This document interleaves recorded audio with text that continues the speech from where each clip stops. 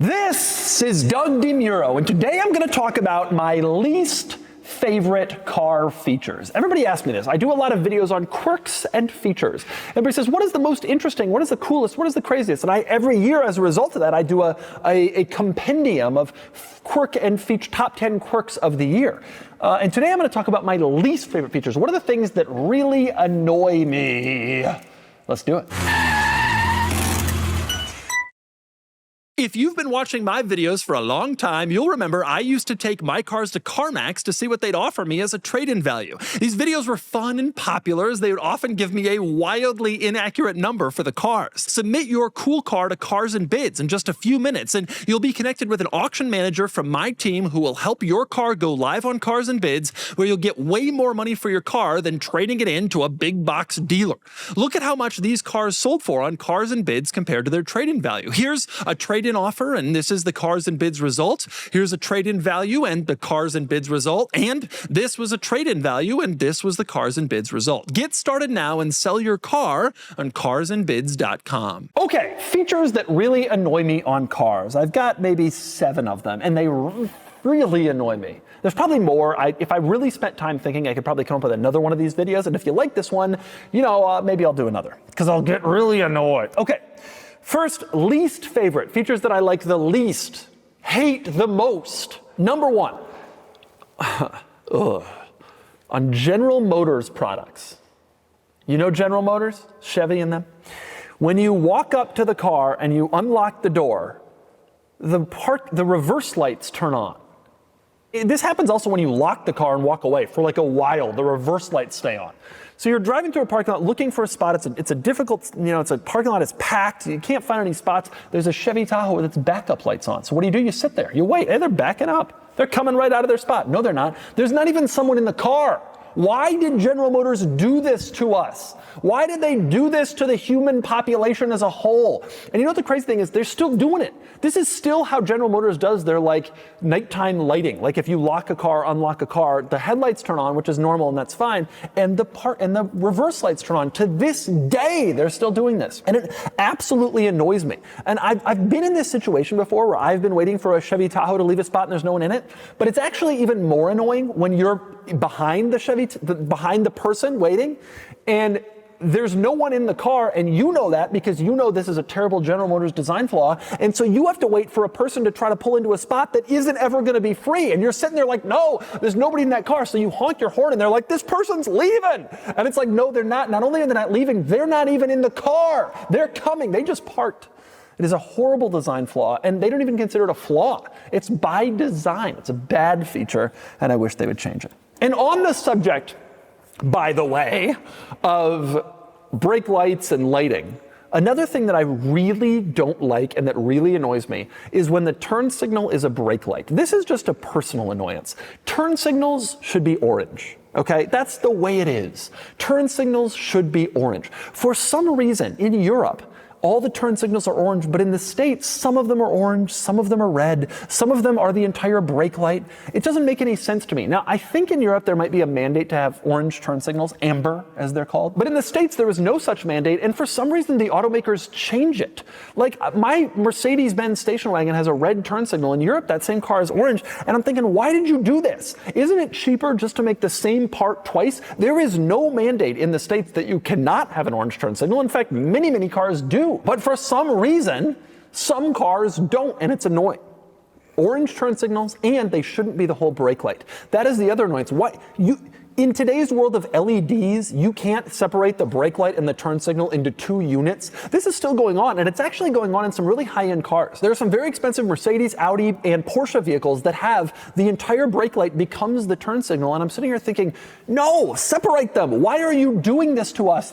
I don't think it's actually less safe. People, Instagram commenters, that's the kind of thing they would say. I don't think it's so safe, but it is annoying. It's like, come on, just give us an orange turn signal and make it separate from the brake light. That's what God intended. Okay, next thing. Oh, this is another one that I really hate. Toyota, are you listening? Are you listening to this video? Okay, you're driving along, your windshield's dirty. You spray it with fluid, and then the wipers wipe. Everything's fine up until this point. The wipers wipe, they get the fluid off, they stop wiping. You're happy. And then like 6 seconds later, they wipe again. They call it a courtesy wipe. It is the most annoying thing that could ever exist. Because what happens is by the time the courtesy wipe happens, all of the stuff that's been washed off it's already dry. And so the courtesy wipe, all it does is it smears the dry stuff that was dry all over the windshield. Why do this? If I want one more wipe of the wipers after I'm done washing the windshield, I will do it manually myself. Let me do it. It is not for you to do automatically at some later time that you decide. Now, there are some cars out there that do this. To their credit, you can go into the infotainment system and turn off the courtesy wipe, which I do. But if you don't have this turn offable, or even if you do, because just don't do it in the first place, it is so annoying. If I'm washing the windshield, the wipers go. Once I stop the wipers, I can manually handle it from here. I do not want the car to randomly throw up some extra wipe 7 seconds later and ruin everything, which is what always happens. I hate it. Just let me choose. Put me in control. Okay, next one. Next feature I don't like. Many cars still do this, and it annoys me to no end. Two things, actually. Cars that have the lock and unlock button on the key fob as the same. This is so incredibly annoying. The lock and unlock button need to be separate. For years in Land Rovers, I had one in Porsches, and many other cars, the lock and unlock button were the same. It was lock and unlock. So you press it, and the lights would flash, and you're like, well, is it locked or is it unlocked? I don't know, because they're the same button. And I remember when I had a Range Rover that had this, I would press the button, the lights would flash, I think twice for lock and once for unlock or something. You had to know it. You had to memorize it. And I would never trust it. And I would always pull on the door handle just to make sure it was locked because it was poorly designed. And I remember one time I went to the Land Rover dealer and I said, listen, I would love it if you can you give me 2 buttons? And they laughed at me. They said, no, that's not how it was designed. Now, that is annoying to me. The lock and unlock should be separate on a key fob because otherwise it's hard to tell whether it's locked or unlocked. That is annoying. But more annoying than that is when a car honks its horn to let you know the doors are locked. Please, as a person who is often outside filming with audio, can you please stop the horn honks? We do not need the noise pollution in our cities. Think of the children. No, specifically, think of the YouTubers who are in a parking lot somewhere that you can't see behind a big fence, and they're annoyed with the constant horn honking. I hate it so much. I hate that. I don't understand. You know, it's funny because this isn't something I would have ever even thought about or complained about until Rivian showed up. And when a Rivian locks its doors, it makes a little tweety bird sound. And if you're not paying attention, you would just think it's a bird, like flying by tweeting. But if you are paying attention, as you would be if you're locking your car, you know that your car is locked. And it's actually an unbelievable idea.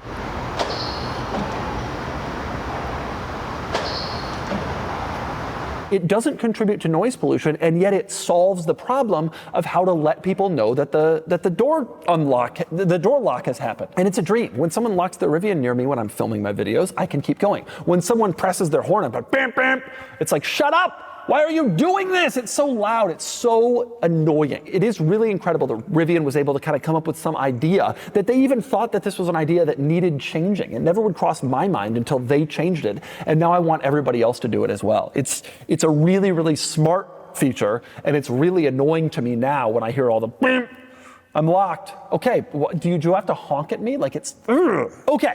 Next up on my list of features I hate, this one's going to be a little complicated to explain, but I'm going to try. And that is stuff that requires other stuff. This is a constant issue I have with cars, especially when I'm filming my videos and I'm trying out all the features. And I realize a lot of features you can't do unless you do a bunch of other stuff first. And I've noticed that Hyundai and Genesis are the worst at this. So Hyundai's got this feature where you can press a button on the key fob and the car will automatically move forward, like out of a parking spot. And I used to demonstrate this in my videos, and I stopped demonstrating it because it is so hard to actually get it to work. A good car, engineered and designed well. You walk up to the car, you push the button, the car moves out of the spot. That's not how it works in the Hyundai and Kia. In a Hyundai and Kia, first you gotta lock the doors. Even if they're already locked, gotta lock them. Then you gotta start the car. Okay. Then you gotta press the button, but it doesn't work most of the time. If something is near it, and I'm not saying like right behind it, near it, the car, nah. But the car can't tell you that because you're holding a key fob, so it just doesn't work. And I remember years ago, I filmed like the G80, and I remember I was trying to get this to work like for the opening scene, and it took me like 20 takes before this feature that they advertised would actually do what it advertised because I hadn't met the 87 conditions that it needed. You press that button down and hold it, which eventually will turn on the car. which turns on the G80. The G80 will turn on.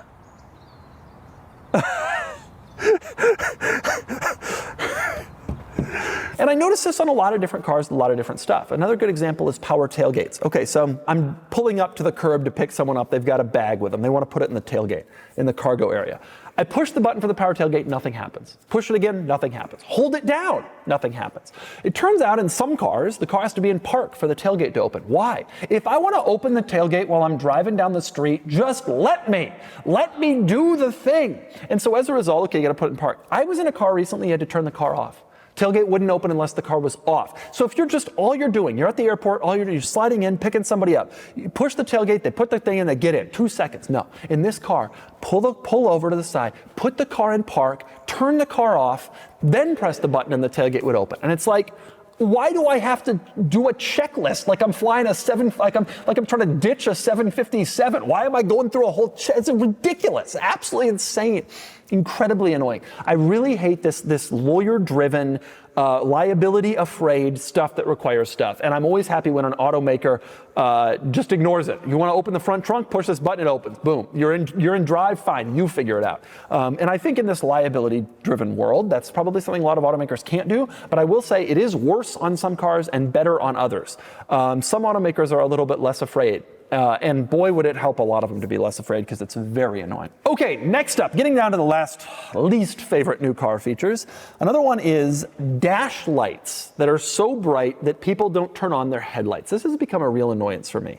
And I've noticed it especially on Nissans. Now that gauge clusters are a screen, it used to be that your gauge cluster was dark until you turn on your headlights and then it would be backlit.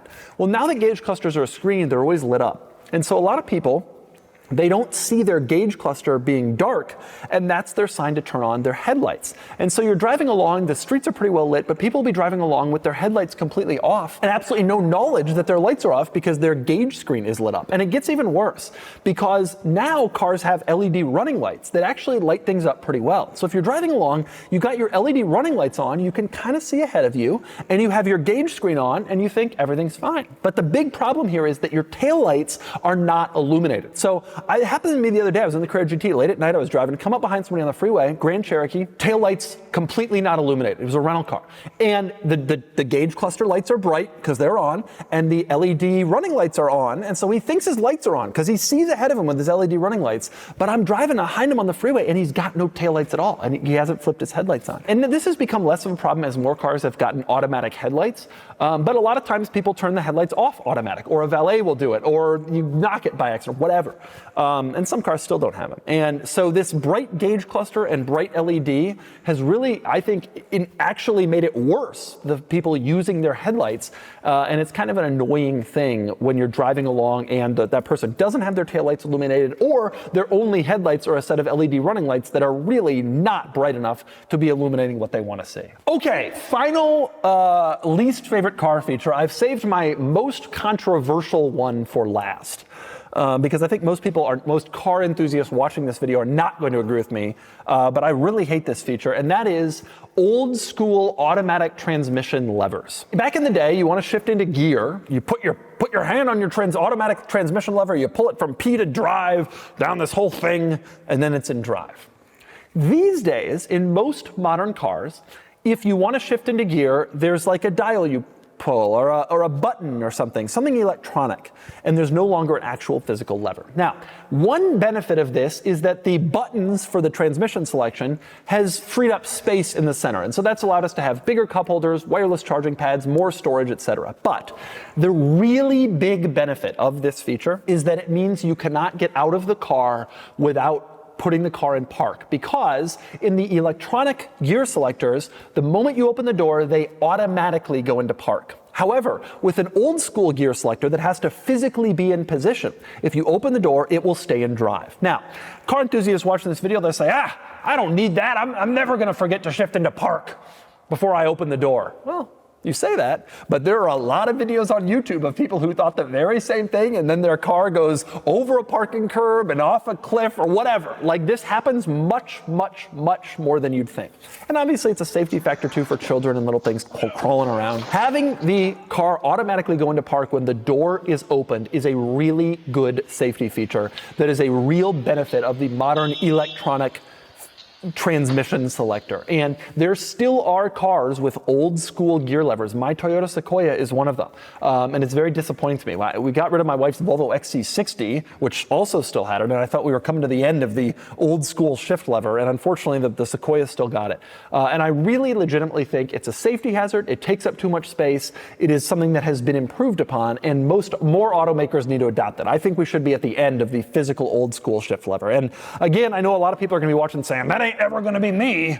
And people say that right up until it is. And there are a ton of great YouTube videos of people, especially in road rage, right? They get out of their car to yell at somebody, but they're so heated and they're moving so fast, they just start yelling, and then their car starts like taking off behind them, because they forgot to shift into park. But if you want to do good road rage, you want to have an electronic gear selector. That's a top tip. So there you go. Those are my least favorite car features. I'll think on some more. I bet I can come up with some more. There's a lot of things that annoy me. There's more things that make me happy, but there are some things that annoy me, and those are a few of them. Goodbye.